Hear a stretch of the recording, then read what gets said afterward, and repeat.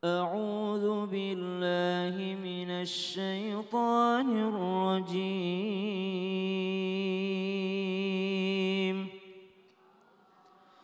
بسم الله الرحمن الرحيم.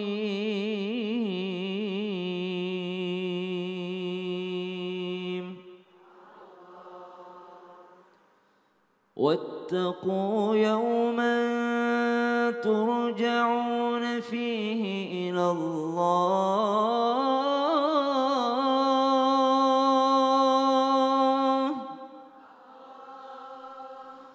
ثم توفى كل نفس ما كسبت وهم لا يظلمون.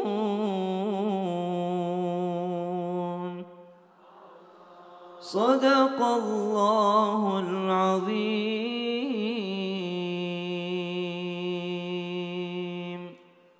Aku berlindung kepada Allah dari godaan syaitan yang terkutuk. Dengan nama Allah yang maha pengasih lagi maha penyayang. Dan takutlah kepada hari ketika kamu semua dikembalikan kepada Allah. Kemudian setiap orang diberi balasan yang sempurna sesuai dengan apa yang telah dilakukannya. Dan mereka tidak dizolimi atau dirugikan. Maha benar Allah dengan segala firman-Nya.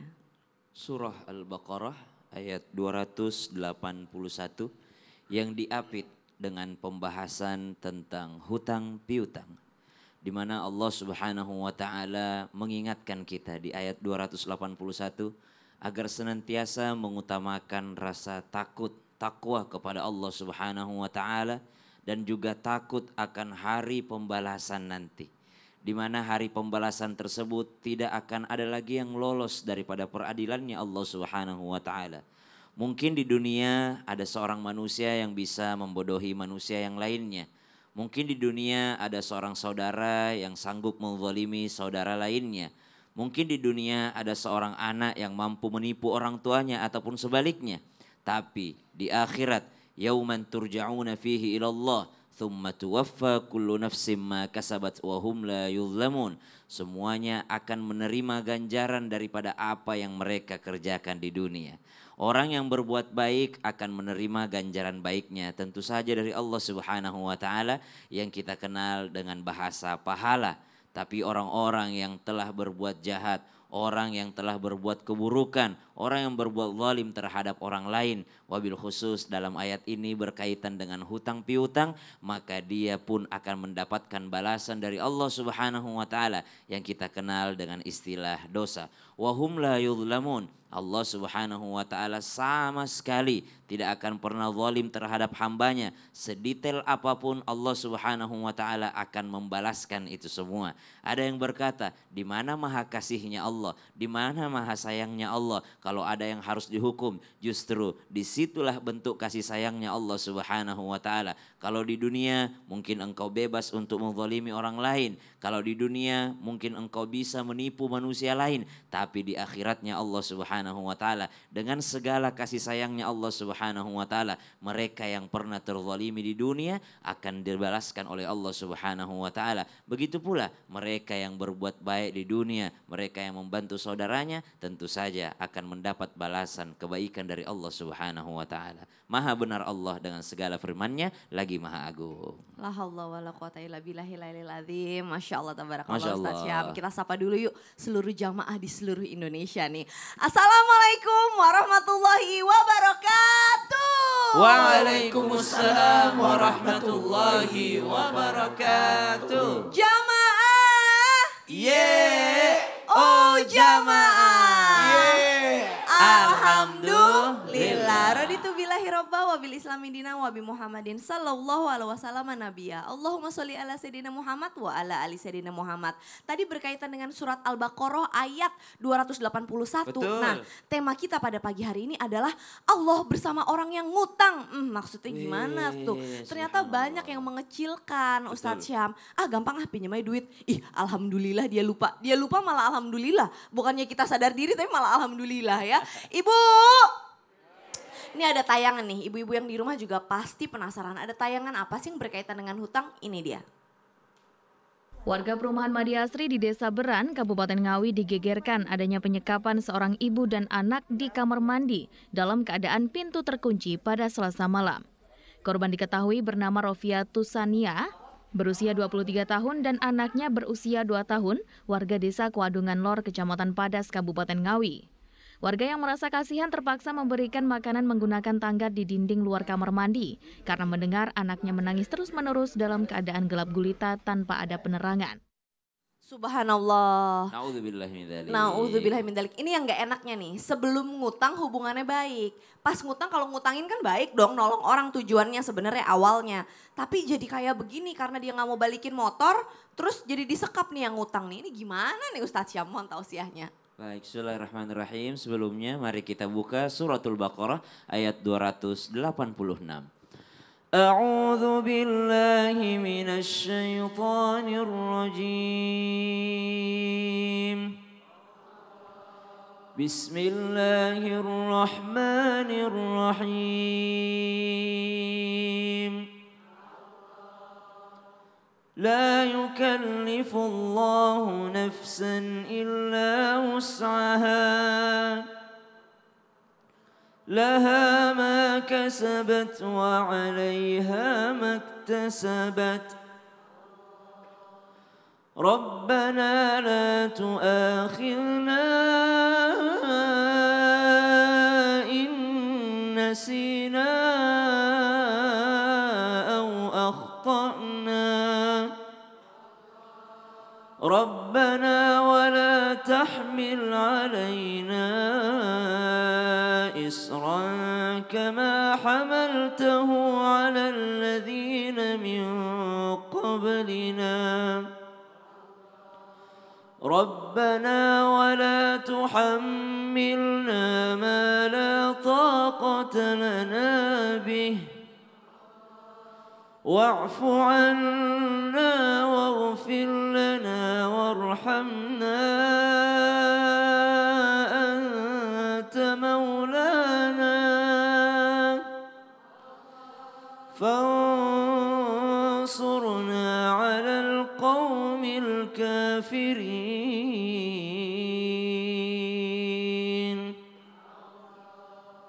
Apa yang mampu kita lakukan sebagai bentuk kebaikan, maka itu adalah ibadah. Apa yang kita lakukan dalam niat karena ingin membantu orang, maka itu adalah ibadah. Jangankan membantu orang lain, seorang laki-laki yang keluar rumahnya guna mencari nafkah yang halal untuk memberi nafkah yang halal untuk keluarganya, itu juga adalah ibadah. Maka memberikan hutang, berbuat baik ketika menagih hutang, dan berbuat baik ketika membayar hutang, itu semua adalah ibadah. Jangan dipandang ibadah itu hanya ke masjid untuk sholat, itu ibadah yang utama. Tapi ketika kita berbuat baik kepada orang lain, termasuk membayar daripada hutang itu dengan cara yang baik, maka itu adalah kebaikan ataupun ibadah. Masya Allah, tabarakallah. Jadi dalam pandangan Islam kalau kita pengen berhutang tapi pakai jaminan gitu, boleh Ustadz? Boleh dong. Aku mau utang 5 juta, jaminannya handphone aku deh Ustadz pegang dulu, nanti kalau udah boleh. Boleh aja, tapi ada jaminannya. Kalau bayarnya pakai jasa, boleh bayarnya pakai jasa, ada contohnya Nabi Musa alaihissalam ketika berada di kota Madian, lalu diambil mantu oleh seorang syekh Madian, lalu diminta untuk ketika kau jadi mantu kamu bayarnya dengan berkebun bersamaku selama 8 tahun. Tapi kalau kamu menggenapkan jadi 10 tahun, maka itu lebih baik bagimu. Itu Nabi Musa, maharnya Nabi Musa ngutang. Bayarnya pakai apa? Bayarnya pakai berkebun ataupun belajar berilmu selama 8 tahun sampai 10 tahun. Tabarakallah, jazakallah khair. Ustadz Syam sangat jelas sama-sama. sekali ya. Jamaah! Ini ada tayangan lagi nih yang aduh sebenarnya sedih banget sih, kita saksikan yuk sama-sama, ini dia. Seorang pria berinisial H, 48 tahun, warga di Kecamatan Jatinunggal, Kabupaten Sumedang, Jawa Barat, harus dilarikan ke rumah sakit diduga akibat penganiayaan yang dilakukan Kades setempat dan anaknya. Peristiwa penganiayaan ini terjadi pada Senin 5 Desember saat korban mendatangi terduga pelaku untuk menagih hutang. Adapun identitas terduga pelaku adalah berinisial US dan anaknya berinisial G. Subhanallah, ini sedihnya kayak gini ya. Iya. Ustadz katanya kan kalau Kalau. Allah itu bersama dengan orang yang berhutang, ya kan. Tapi kalau ngutangnya sama rentenir, apakah Allah masih membersamai kita? Karena kan udah pasti rentenir itu pakai apa Bu? Bunga kan udah pasti riba. Iya. Nah itu gimana Ustadz? Mohon penjelasannya. Baik, makasih banyak Caca, izin Habib, Masya Allah, Tabarakallah, izin Sasam, dan semuanya. Bismillahirrahmanirrahim. Assalamualaikum warahmatullahi wabarakatuh. Waalaikumsalam warahmatullahi wabarakatuh. Jamaah. Yeay. Oh jamaah. Yeay. Alhamdulillah. Alhamdulillahirrahmanirrahim. Semangat untuk yang punya utang. Subhanallah. Semangat dong. Kalau punya utang semangat. Kenapa? Allah bersama orang yang berutang. Lah, kok bisa? Dari Abu Hurairah radhiyallahu anhu, Rasulullah sallallahu alaihi wasallam bersabda, orang yang mengambil harta orang lain dalam hal ini berutang dengan niat untuk bergantung padanya kelak. Niatnya bergantung padanya, maka Allah akan menolong dia untuk membayarnya. Tepuk tangan dulu. Aku berutang, tapi niat untuk membayarnya. Maka Allah akan membantunya untuk menyelesaikan utangnya. Kenapa? Karena dia punya keyakinan bahwa aku bisa. Wa ma min dabbatin fil ardi illa 'alallahi rizquha. Cuma dalam hal ini kan disampaikan semua sudah disiapkan rezekinya. Tapi bagaimana dengan orang yang punya utang? Iya, melalui jalur utang. Aku punya rezeki rumah. Tapi lewat jalur utang, nyicil. Subhanallah. Allah akan bantu dia. Bantu bagaimana dia bisa menyelesaikan cicilannya. Tepuk tangan dulu orang yang nyicil. Masya Allah.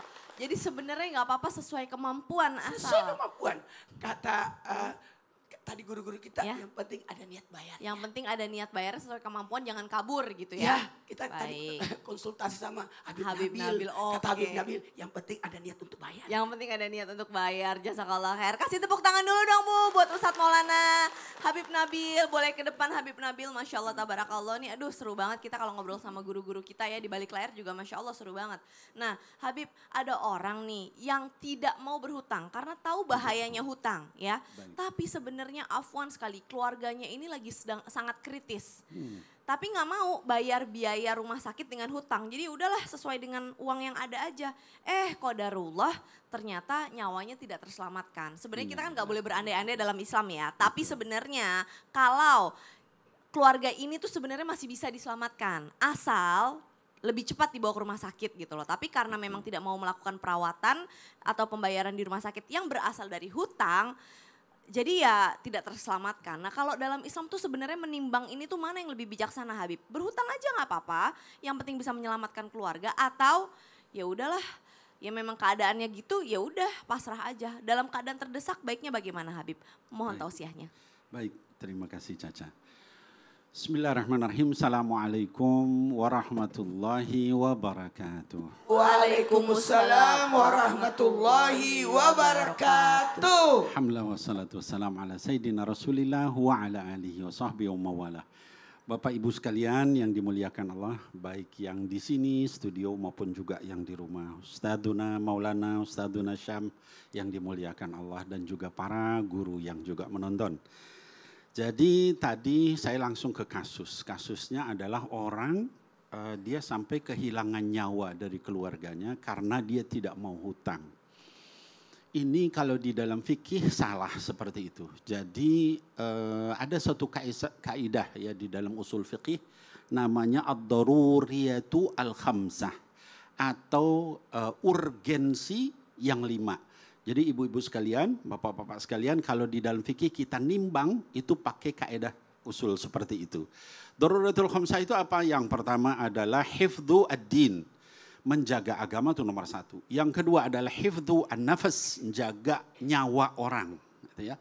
Yang ketiga adalah hifdzu al-aql, jaga akal kita, jangan sampai kemudian kehilangan akal. Yang keempat hifdzu an-nasl, menjaga keturunan, gitu ya. Yang kelima adalah hifdzul mal. Jadi kalau dari kelima urgensi dalam fikih tadi yang disebut daruratul khamsah, hifdzul mal itu nomor 5. Enggak boleh gara-gara kita nahan harta sampai kemudian kehilangan nyawa, itu ya. Tadi sampai kemudian kenapa? Saya enggak mau berhutang. Bukankah berhutang itu tidak baik? Betul. Tapi dalam keadaan nyawa terancam, maka berhutang itu boleh bahkan wajib, ya. Baginda Rasul SAW bahkan diriwayatkan beberapa kali dalam hadits Bukhari wa Muslim beliau berhutang, gitu ya. Yang penting apa? Tadi dikatakan ada niat untuk mengembalikan dan juga usaha untuk bersungguh-sungguh. Kata baginda Rasul SAW, Allah Subhanahu Wa Taala akan menolong orang yang berhutang selama 2 hal.